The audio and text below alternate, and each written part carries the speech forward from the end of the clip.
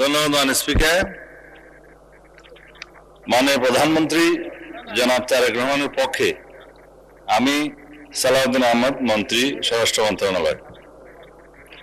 মহেশখালী এলাকাকে শিল্প ও বাণিজ্যিক অঞ্চলে রূপান্তর ও পরিচালনার লক্ষ্যে আনিত একটি বিল, মহেশখালী সমন্বিত উন্নয়ন কর্তৃপক্ষ বিল 2026 মহান সংসদে উত্থাপনের জন্য অনুমতি প্রার্থনা করছি।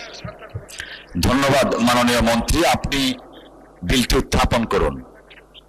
ধন্যবাদ মাননীয় স্পিকার। মাননীয় প্রধানমন্ত্রী জনাব তারেক রহমান এর পক্ষে আমি সালাউদ্দিন আহমদ, মন্ত্রী, স্বরাষ্ট্র মন্ত্রণালয়।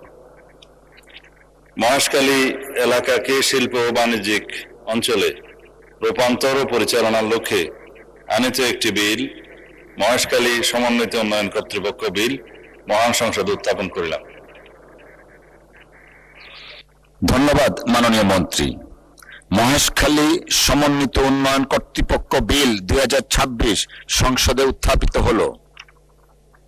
আমি এখন মাননীয় প্রধানমন্ত্রী জনাব তারেক রহমানের পক্ষে মাননীয় স্বরাষ্ট্রমন্ত্রী জনাব সালাউদ্দিন আহমদকে সংসদে উত্থাপিত আকারে মহেশখালী সমন্বিত উন্নয়ন কর্তৃপক্ষ বিল 2026 অবিলম্বে বিবেচনার প্রস্তাব উত্থাপনের জন্য আহ্বান জানাচ্ছি।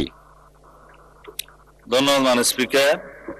মাননীয় প্রধানমন্ত্রী জনাব তারেক রহমানের পক্ষে আমি সালাউদ্দিন আহমদ, মন্ত্রী, স্বরাষ্ট্র মন্ত্রণালয় প্রস্তাব করছি যে মহেশখালী এলাকাকে শিল্প ও বাণিজ্যিক অঞ্চলে রূপান্তর ও পরিচালনার লক্ষ্যে আনিত বিলটি, মহেশখালী সমন্বিত উন্নয়ন কর্তৃপক্ষ বিল 2026 অবিলম্বে মহান সংসদে বিবেচনার জন্য উত্থাপিত আকারে গ্রহণ করা হোক।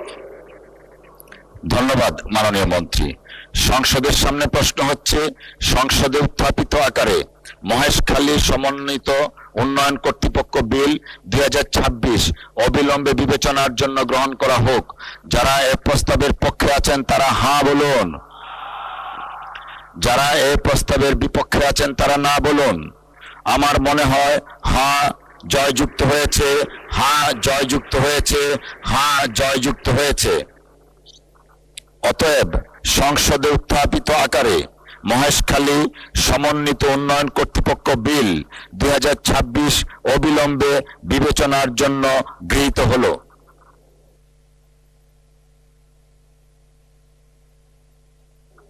মাননীয় সদস্যবৃন্দ, বিলটির উপর দফাওয়ারি কোনো সংশোধনী নেই। আমি এখন বিলের দফাগুলো সংসদের সামনে পেশ করছি। সংসদের সামনে প্রশ্ন হচ্ছে, বিলের দফা 2, 3, 4, 5, 6, 7, 8, 9, 10, 11, 12, 13, 14, 15, 16, 17, 18, 19, 20, 21, 22, 23, 24, 25, 26, 27, 28, 29, 30, 31, 32, 33, 34, 35, 36, 37, 38, 39, 40, 41, 42, 43, 44, 45, 46, 47, 48, 49, 50 এই তফসিলে এই বিলের অংশ হিসাবে গ্রহণ করা হোক। যারা এই প্রস্তাবের পক্ষে আছেন তারা হাঁ বলুন, যারা এই প্রস্তাবের বিপক্ষে আছেন তারা না বলুন। আমার মনে হয় হাঁ জয়যুক্ত হয়েছে, হাঁ জয়যুক্ত হয়েছে, হাঁ জয়যুক্ত হয়েছে।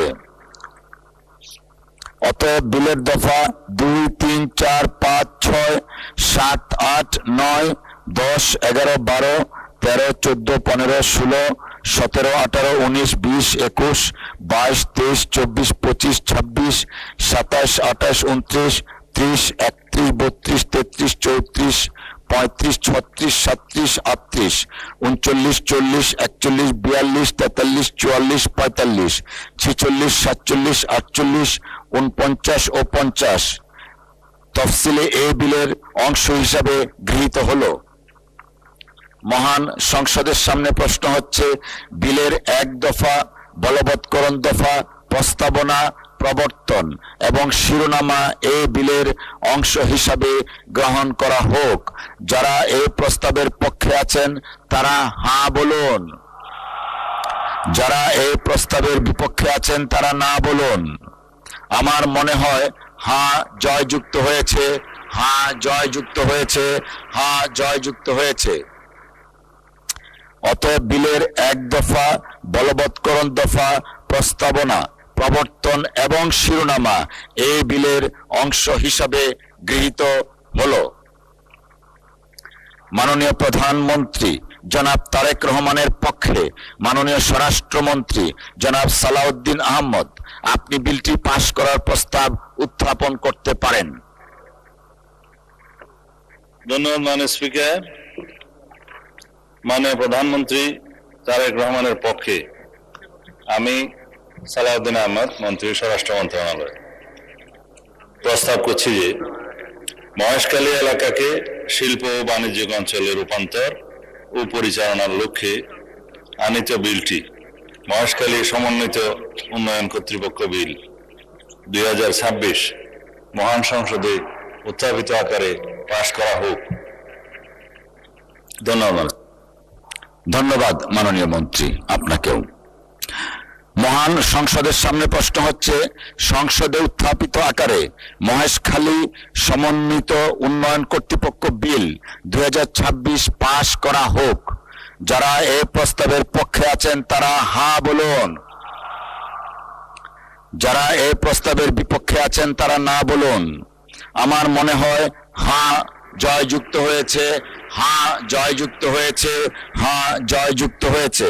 অতএব সংসদে উত্থাপিত আকারে মহেশখালী সমন্বিত উন্নয়ন কর্তৃপক্ষ বিল 2026 সর্বসম্মতিক্রমে পাশ হলো।